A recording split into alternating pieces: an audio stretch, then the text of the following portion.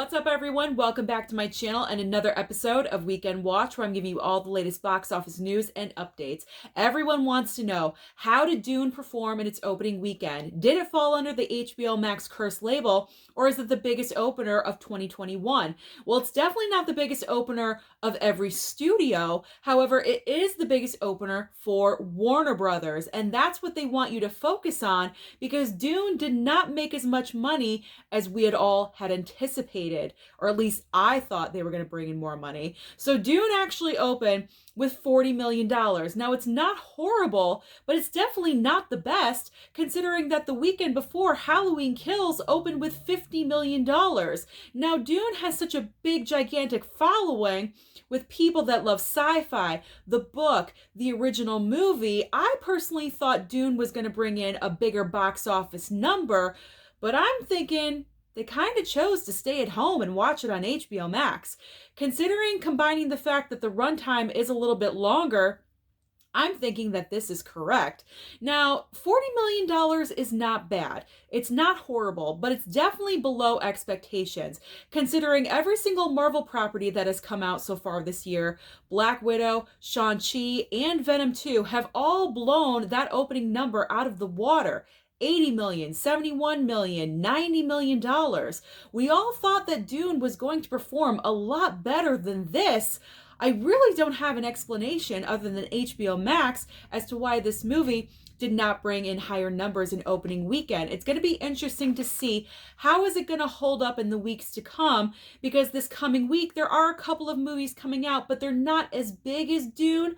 So I'm thinking Dune will remain at number one for another weekend.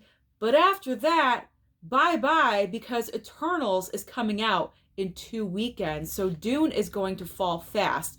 However, what I can say is that Dune is making money worldwide. It's doing extremely well overseas. It's just not doing that great domestically. In the second and third spot, we do have Halloween Kills that dropped to the second spot. However, it dropped big. It only managed to pull in $14.5 million. Now, I did predict this in last week's video, mainly because of the mixed reviews of people of the second installment of this new trilogy that we are watching. Some people love it, some people hate it, some people are just confused by it, they didn't really enjoy it. And then you add in the element of it also being on Peacock. All of those elements combined made a massive drop for Halloween Kills of 71%.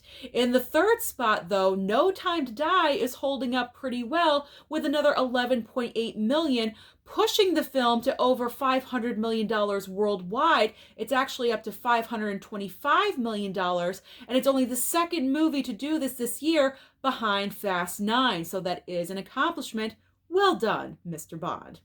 In spots 4 and 5, Venom 2 is hanging on there with $9 million, and then poor Ron's Gone Wrong. First of all, that title is so difficult to say. Only made $7.3 million. Now, honestly, considering all the big heavy hitter movies ahead of Ron, I'm just going to call it Ron, it really had no chance. I personally think this movie should just have been a streaming movie, because it's making absolutely no money at the box office. And with the movies coming out in the future in the next couple of weeks, I don't see the situation getting any better. So Ron, I'm sorry. You were really wrong this past weekend.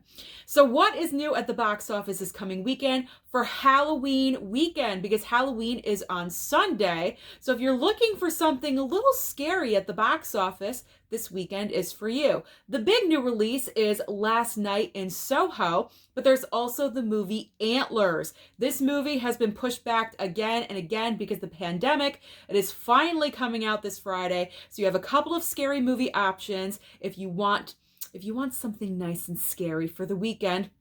But if you don't and you want to stay home, there's always options on streaming. On Netflix, we have the prequel to Army of the Dead, Army of Thieves. That's the big new Netflix release. But we also have a documentary, The Sparks Brothers, and also a movie called Hypnotic. Over on HBO Max, In the Heights is back on the streaming service.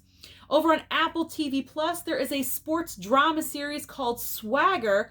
And then Paramount Plus has a couple of options for you. We have Star Trek Prodigy and Paranormal Activity, Next of Kin. So that is everything happening at the box office, but also at home on streaming. Let me know down below, what are you going to watch this weekend? Are you going to go and watch Dune again? Something on streaming, or Last Night in Soho? Don't forget to like and subscribe down below, and I'll see you next time.